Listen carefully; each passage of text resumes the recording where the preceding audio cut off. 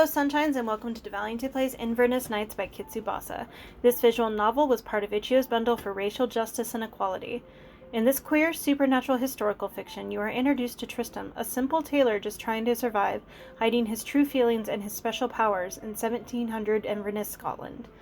Warning: this video features homophobia, graphic imagery, and depictions of abuse. Discretion is advised. Now, without further ado, let's get started. There's no hesitation as Shell opens the door, palm pressed to the wood and mood grave. The money. You want me to take it? Direct to the opposite side of the desk, she extends a hand. That would be preferable. May I stay?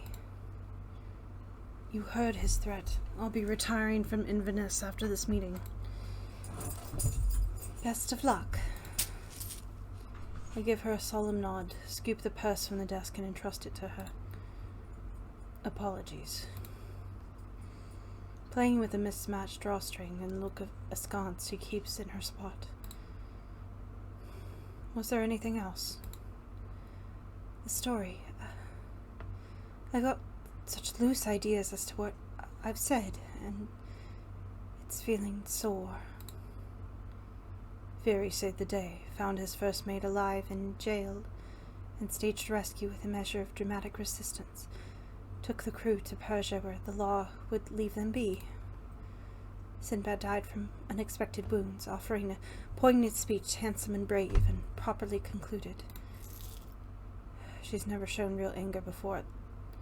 At this final sentence, the purse crushes in her hand, gold grinding beneath the silk and close to bursting through the center at the top. Not that it matters to anyone. Except her.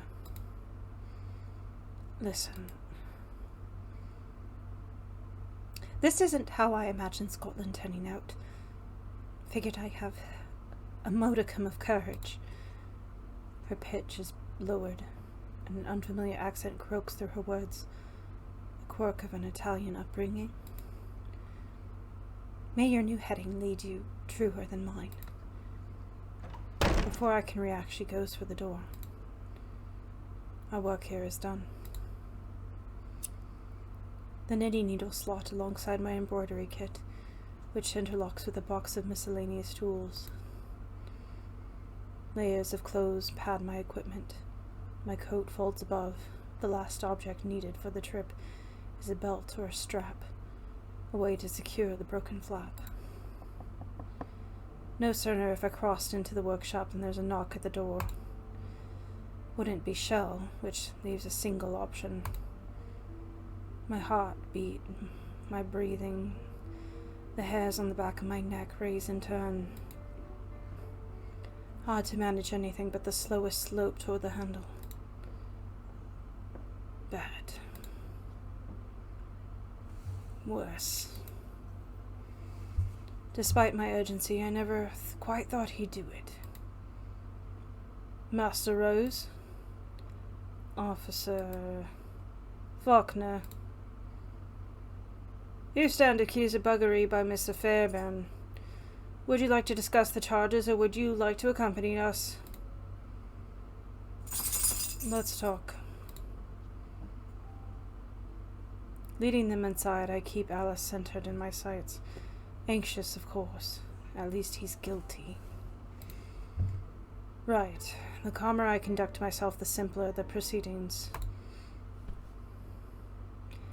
Officer Faulkner takes the armchair and stretches his legs, ankles crossing. There's no room to walk around them, so I flank the other side of the desk to reach my seat. Alice can stand. The dress form. You're a tailor? Yes, if Fairbairn allows me to continue. When I lean against my cupboards, Alice avoids my gaze and ignores my comment. The poor figure needs patching, doesn't she? To the matter at hand, Alan is accusing you of assaulting his late uncle Alistair over a series of years. On the way I spoke with your neighbors, without relaying the charges, I'll note, and there's been no testament of your family status or character to counter the accusation. Is there anything my homebody tendencies hope? Where did Alan hear about this? At the name Alan, Alice flushes and turns further, facing almost to the wall. His uncle left letters. Have you seen them? Part of the series, a mere fraction, I've been told. That seems an insufficient investigation, officer, if you don't mind me saying. With the severity of the punishment, I'd hope for some rigor. Oh, he minds. This isn't to punish, only to prod. Your stance is reasonable, though. Alan, I need the remainder to proceed. Alice's sight whips to us, but no sooner has it returned than it roams again, over the damaged dress form, the bag of by my bed, the rough blue rings under my eyes. I'll get them right away. Deliver them to my office. Wait here, I'll be quick. He flees downstairs with barely any noise from his cane. Parting his ankles and crossing his thighs, Faulkner looks at the door like he's readying either a laugh or a scream. You wouldn't have anything to eat. Meandering my apartment with a slice of rye bread and onion preserve in hand, Faulkner considers the fitting and furniture. A bit stale. I buy a loaf each week. You've caught me late in the cycle. In my office I have a tablet and tea of jam. Should have hauled you there. Apologies. As the neighbors indicated, I have few guests. Where'd this come from? He raises a scrap of lilac silk I'd missed in my cleaning. Off-cut from my last commission. Off-cut. Part of the rear petty layers, tucked there because of a defect in the upper left point of the central star. Turkish. Excellent guess. My family like their imported antiques. I haven't seen a pattern like this since I left home. Discerning folk, the Faulkners. Perhaps the type to purchase an officer's station for an imperious heir. Backwards, enthralled by the past. Pity we can't abandon our blood. Pity. Not that I wish my kin from their rubble-marked graves, given all the scandals and soil between us, but there's something discomforting in his words. There are people who would defend you, Faulkner, despite your comments and demands. None for me. How long will we be alone together? 20 minutes to Alice's on that cane. Twice that for a return journey. Barely 15 gone. Do you like your job? He slips his hand along the shoulder of the dress form, his glove making a smooth purr as they traverse the coarse canvas. It's the best I can imagine having. Barely interacting with your neighbors, your primary companion a turncoat, and I'm skeptical about you having assistants. True, this is all my doing. In my country, you'd have set hands on for every task. The measuring, the cutting, the sewing. Suppose the economy here is shot, Who shot it, officer? Accent straddling the border, he might not be a southerner. The worst of them, the overprivileged twats sheltered from their decades and centuries of violent disagreement. But he is English. A drop of the red wave sweeping us aside.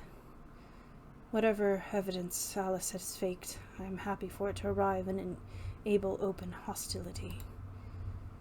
Yet I bite my tongue. There's a joy in seeing the process, though. Oh, Jesus, wrong person. There's a joy in seeing the process, though. Perhaps I appreciate it when I'm allowed to pursue a culprit into termination. Someone's on the stairs. Someone's at the door. Someone's in my workshop. Alice waves a piece of paper in front of him like a fan, His cane is held to his side in the ink-smeared grip. He notices my interest and hides it just behind the hem of his coat. I made a mistake. What? Misread my uncle's writing. Didn't want to believe it. Show me. I glimpse Alice's misspelt slanted writing across the page, hastily scrawled sentences about a sweat, a tight shirt. Learning the adjacent apartment was empty and crying with an open mouth. The line in the largest script, I took him. The rest talked about them together. The rest talked about them together, never said who started it. Triss was the recipient. What a glorious lie. Unwilling? I can't make my lips agree, so I nod. Why didn't you refute? No one would corroborate. Plenty of people would vouch for Alistair, by contrast. Well, the culprit is dead, the situation resolved, and I've been eating stale bread for no adequate reason. Placing the remains of the slice on the desk beside me, he gives a brief bow. Gentlemen, I bid you adieu. Read carefully before you next contact us, Fairbairn. Officer. Faulkner fails to shut the door, and thuds to the street if the stairs are an enemy's ribs. According to the suddenly audible lilt of the washerwoman from outside, and the churn of the carriage and slush, the front door has been left open too. So much for the threat of the law. Indeed. Alas, Alice closes the workshop and wipes the ink from on his trousers. Those are good linen. Too bright, I'm doling them. Shaking my head, I proceed to my bedroom. The case sits open at the foot of my bed, everything where I left it. We're sorted, then. I forgot to grab a belt. Back to the workshop. There ought to be something in the top left cupboard, a wide strap I use to carry a sword on. You can stay. The cupboard's above my head, so I tap my hand inside until I touch.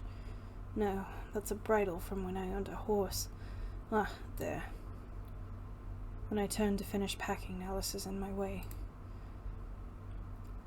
Terry and Inverness, where an argument could hang me. Can't make another false report without Faulkner getting peeved. I pride myself on self-preservation. Move. He obliges. After looping the strap around the middle and tying it as neat as the thickness permits, I lift the case. Trish. Now he's blocking the door, lined in the frame with his cane held in both hands. May I escort you to the edge of Inverness Shire? In the 3 steps between my bed and the door, I find myself shrugging. He allows me past. It's a beautiful evening by the Ness. The banks of the foliage, the water, and the sky have taken on a purple gradient. The river flows for a short distance south of the town, intersects with another, and continues onward. My intent is to reach the intersection and pick whichever direction appeals. Could stay in the Highlands with the remnants of our culture, choose a township with gentler folk and keener prospects. Could venture to the city, Glasgow or Edinburgh or Aberdeen, aid in a proper shot of Faulkner's pitch and select a skill to hone. Could descend to our king's country, merry old England, no tartan or Gaelic, flat and marshy territory, ambitious as anywhere. I'm still in Inverness at this moment, my problems with me. You'll be walking miles. I have experience with it. Unless you're catching the ferry. For a mainland settlement, though, should have said east for Elgin. Never liked it there. Start a life by the river, fishing a mill, boat tours for the troops. Terrible suggestions. What have you got in mind? I don't know. Why are we here? I don't know.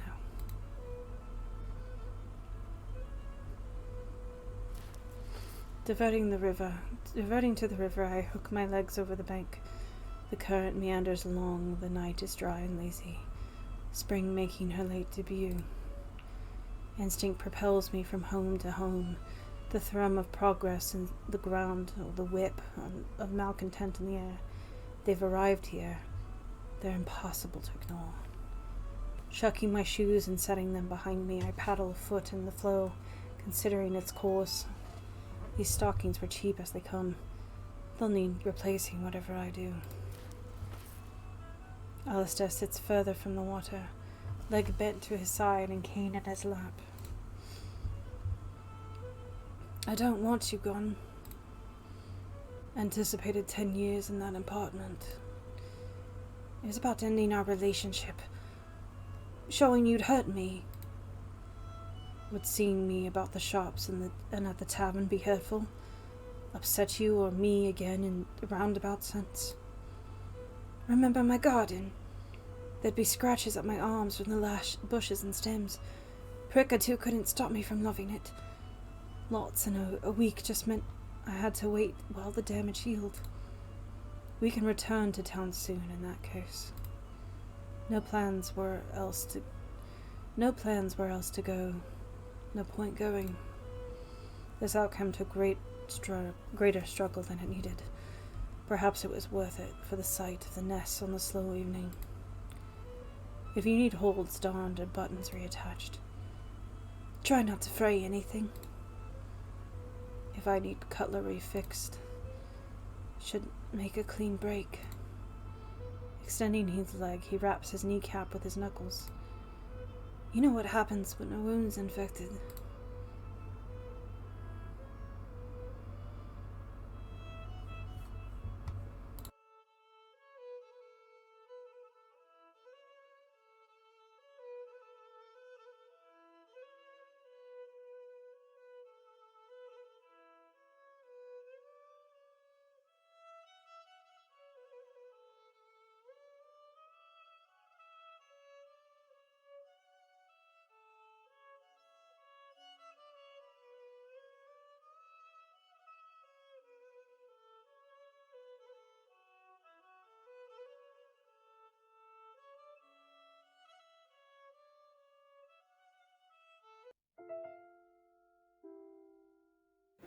Thank you for joining me as I played Inverness Nights by Kitsubasa.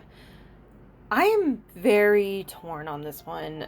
On the one hand, I was enjoying the story and the friendship between Shell and Tristram, as well as the vilification of Alistair.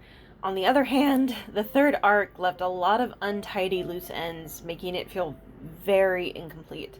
After doing a bit of research, I discovered that this visual novel is intended to be played multiple times to get all of the storylines, which I am loath to do because I really hate doing things more than once, even if I do get a different outcome. I do feel like something was missing in the story to make the ending I got make sense. I just felt like it was too clean for the tone of the story. Does this have to do with my personal belief that abusers don't deserve forgiveness? Oh, 100%. But I'm also not going to go out of my way to go back through all of the endings and find one where Alistair gets what he deserves. I'll leave that to y'all. Keep in mind, there are multiple endings, each with their own confronting scenes. If you are to play the game yourself, I highly recommend visiting the link in the description below and thoroughly reading through all of the content warnings. Thank you everyone for watching deValiante Plays Inverness Nights by Kitsubasa. If you enjoyed what you saw, please leave a like, a follow, and ring that notification bell so you know when the new episode drops.